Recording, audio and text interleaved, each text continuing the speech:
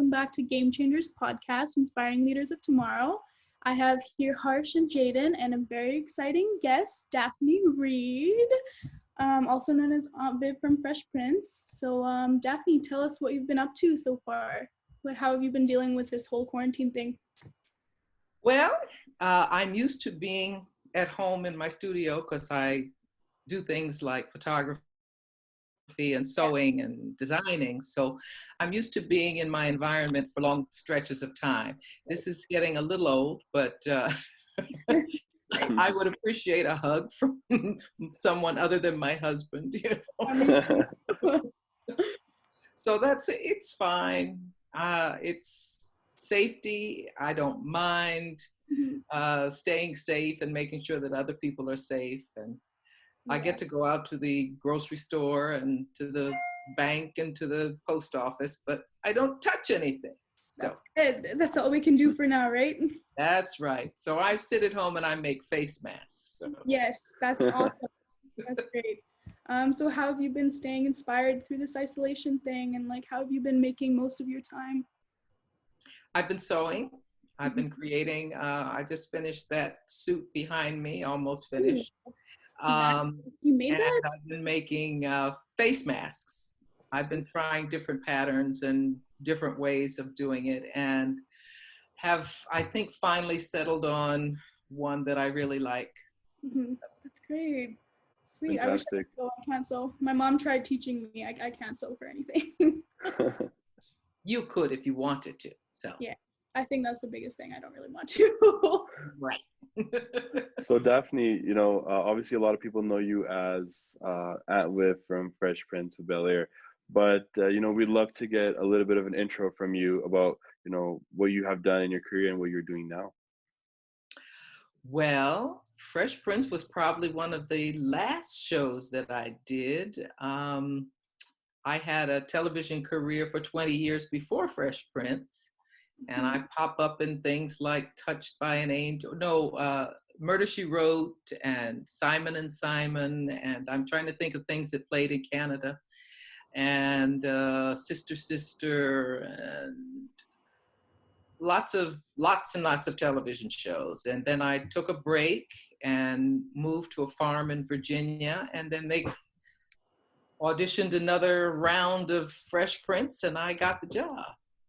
And then after that, we built a movie studio here in Virginia, and my husband and I ran that for about 18 years. And then since we sold that, I've been designing lines of coats like the one over here, and making those, custom making them, as well as having the opportunity to be on television in other shows. I just finished about a month ago, just before the quarantine, I finished a film in Los Angeles for Christmas called Franklin Christmas. Fantastic. Awesome. That's awesome. So what really inspired you to really get into acting and the entertainment industry? Obviously, you have been a part of this while a tough time, in the mid 1900s, and there's so much racial profiling, whether it's regular life or whether it's the industry. What really sparked your love for it, and how did you overcome those barriers? I got into show business in 1972. So I've been there while all the changes were being made. Now, you talk about some profiling there. That was a tough time back in the 70s, but I happened to be in the right place at the right time and made a lot of television back then. I had been a model before that and had been on the cover of Glamour magazine and done lots of things while I was in college, and then did commercials afterwards.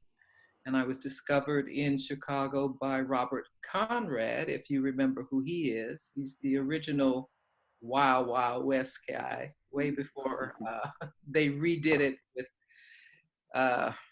with Will. A little bit before from our time. A little bit before your time.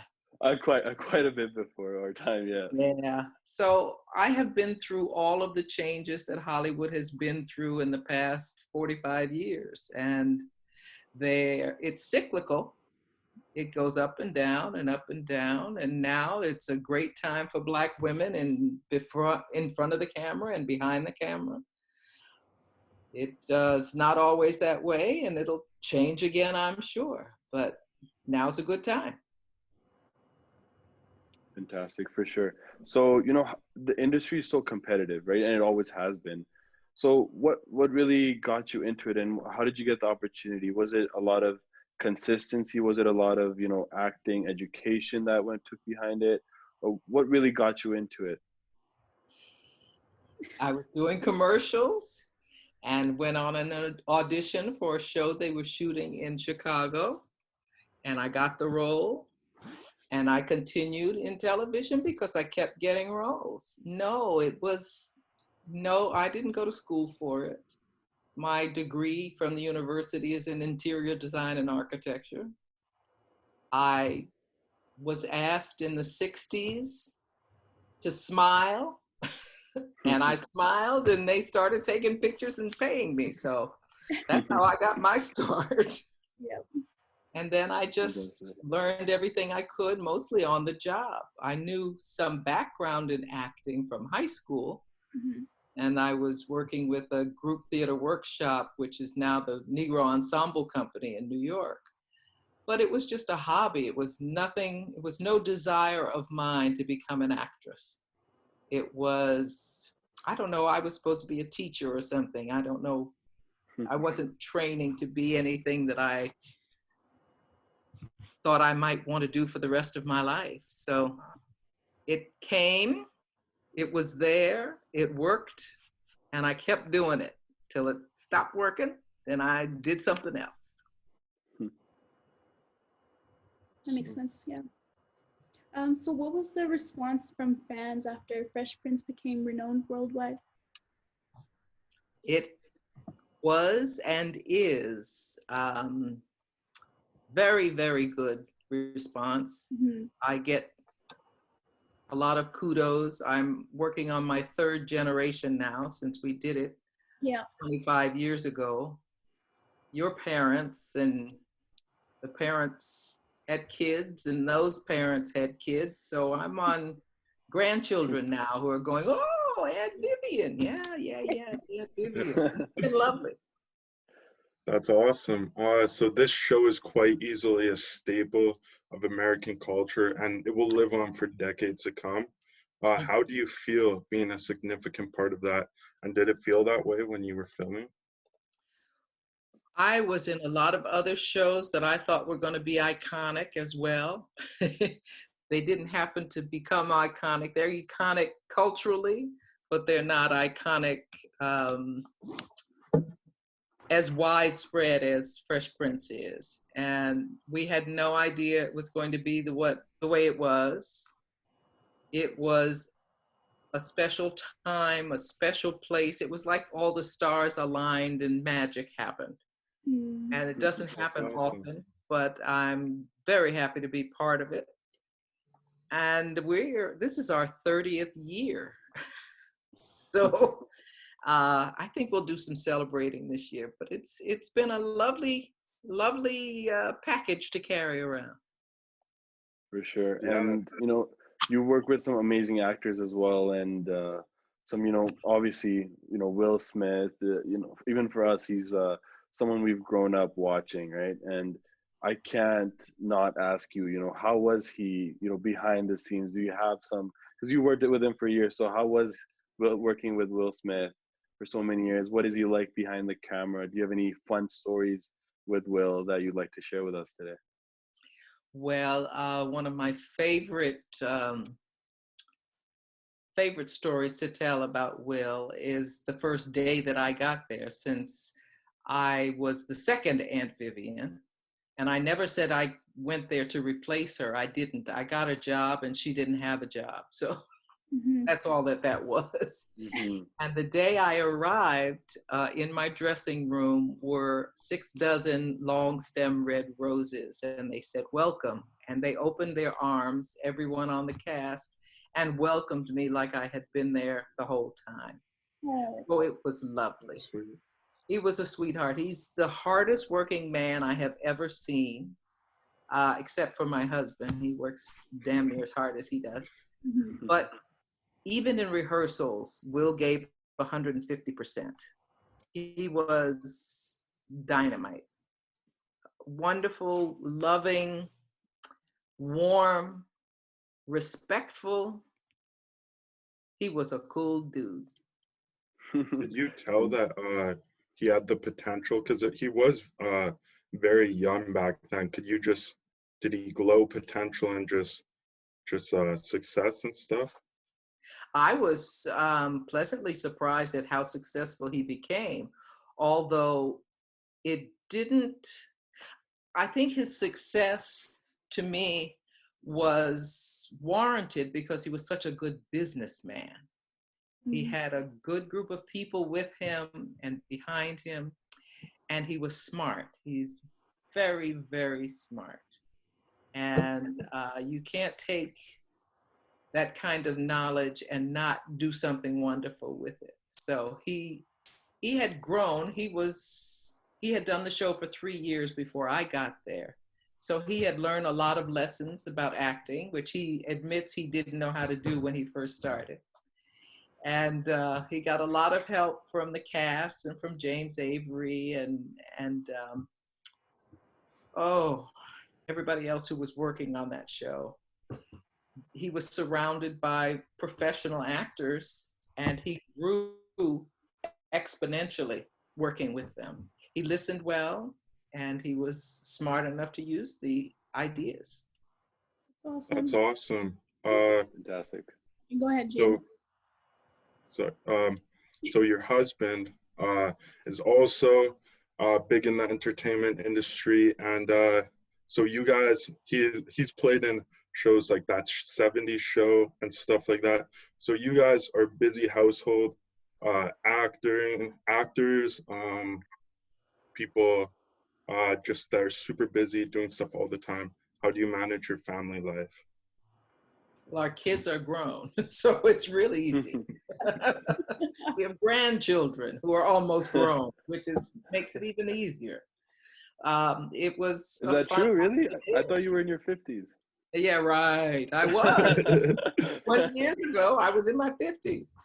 Um, it's been a lovely ride. We've been very blessed. We have 3 children. I have one, he has 2 from former marriages. And we all enjoyed the ride together, and they grew up wonderfully. I never had to get anybody out of jail.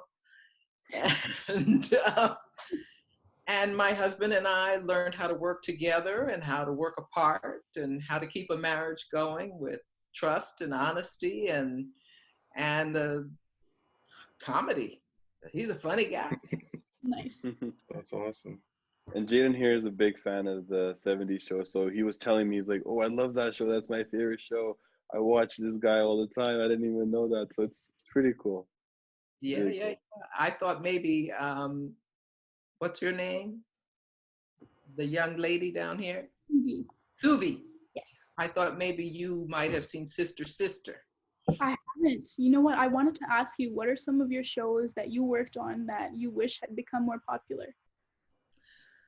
My favorite show was Frank's Place, and it was on CBS for 1 year. Mm-hmm. And that was the one that I really loved. We had a show on Showtime called Link's Place, which was really a lot of fun. And I really hoped that that one would go on for more than 2 years, but it didn't.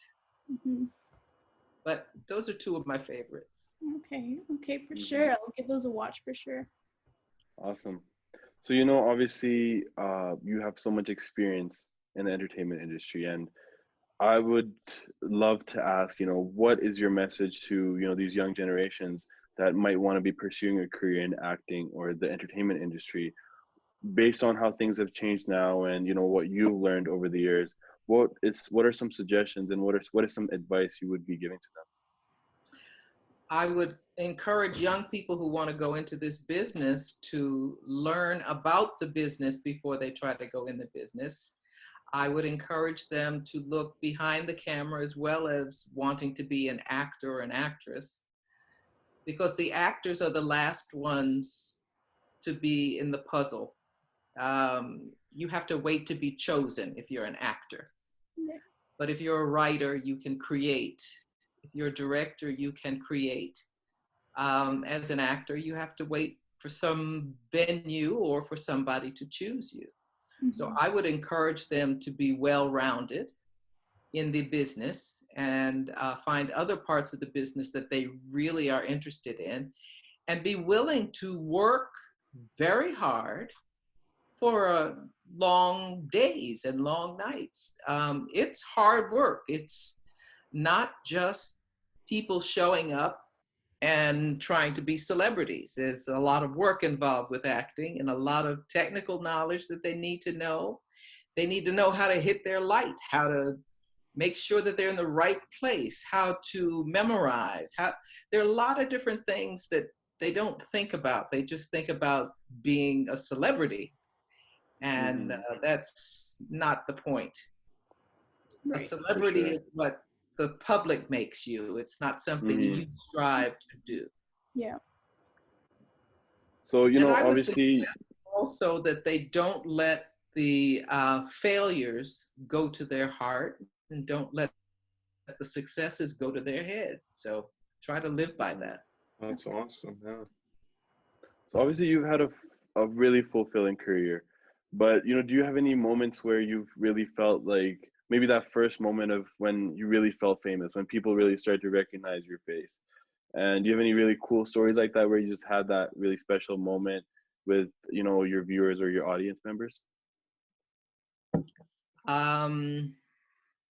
I was thrilled the first day that I showed up on the Fresh Prince set. That first show was terrifying for me because I had done 20 years of television, but never live television. I had never done a half-hour sitcom. All the sitcoms that I had done had been shot film style. So, you know, you stop and you start and you move and you know, it's different than shooting it before a live audience. And I was petrified. But it was the most gratifying response that I got when I was first introduced to the audience and they knew me from my other shows. So it wasn't like I was a stranger coming into the Fresh Prince cast. It was very honored and respectful that I was embraced on the cast. Great, fantastic. So, you know, obviously you've had that part of a career, but you've also had different aspects. You've been, you know, you've done photography, you've done modeling, and now, you know, you've started this new business that you're working on. So tell us a little bit about what you're doing now and what this is about. I do a lot of different things depending on my mood. And we had an annual fashion show that my husband did as a fundraiser for an institute that he runs. And I designed lines of clothes for that, which I would never have done on my own. I've always made clothes for myself, but I never made them for anybody else. As a matter of fact, I refused to make them for anybody else. So after I started this line about 5 years ago, then I started a custom business of making clothes. And the photography I do when I travel, because I like to travel the world and take pictures of doors. So I've written books about doors, and I've learned how to publish, and I've learned how to create the books themselves, and I just have them printed. I don't go through a publisher. I self-publish. And I sell my books, and it's been a lovely, lovely ride. It's just been a great journey. And I don't know what's next, but does, right? Whatever's next. Yeah. So, you know, with you know, we're coming close to a close for our podcast today, but we always ask our guests this one question with, you know, our name being Game Changers Podcast.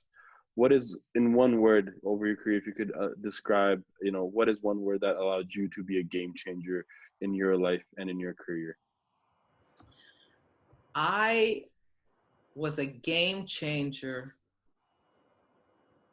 by being the first Black woman on the cover of Glamour magazine, the first Black woman to be the homecoming queen of Northwestern University. I did a lot of first things. I changed the game for Black women through the 70s and the 80s, and I continue to try to make any kind of change to society that I can manage. I'm on the board of many different groups to affect change in various aspects of society.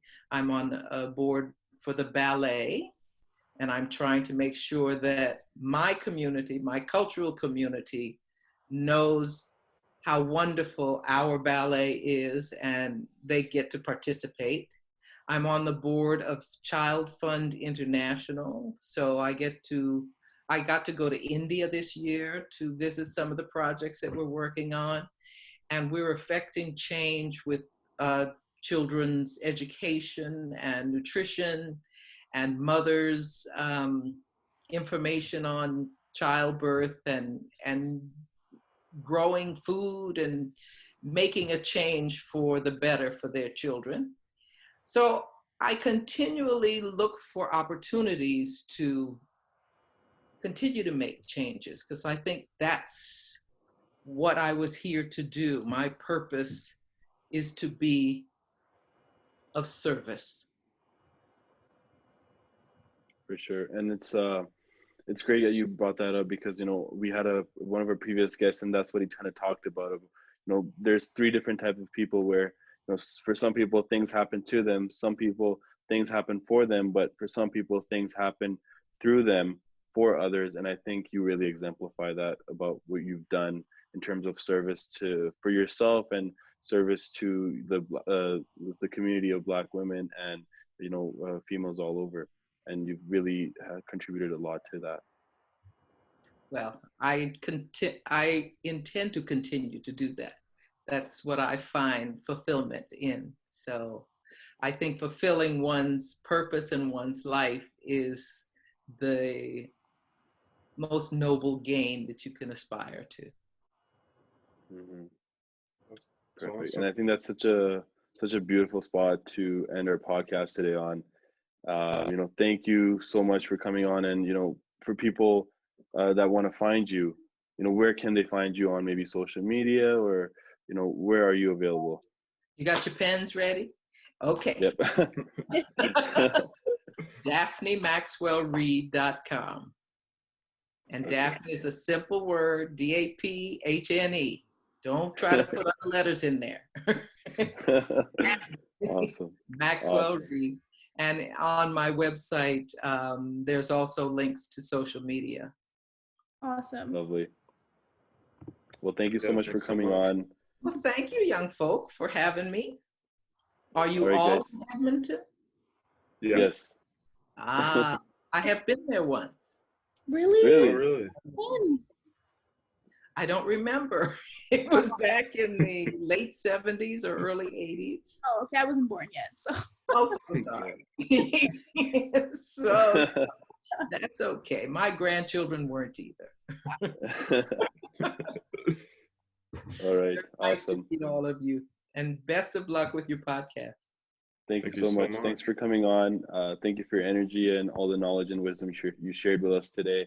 And it was really amazing experience, and really amazing experience for these guys as well, because I know we're all big fans of the show, and it was a really cool opportunity. So thank you again. Thank you to our viewers for watching. This is our episode. Hope you guys are all staying inspired through isolation as our message continues to spread more and more to you guys. And thank you for watching again, and we'll see you on the next one. Bye-bye. Thank you. Peace out. Bye.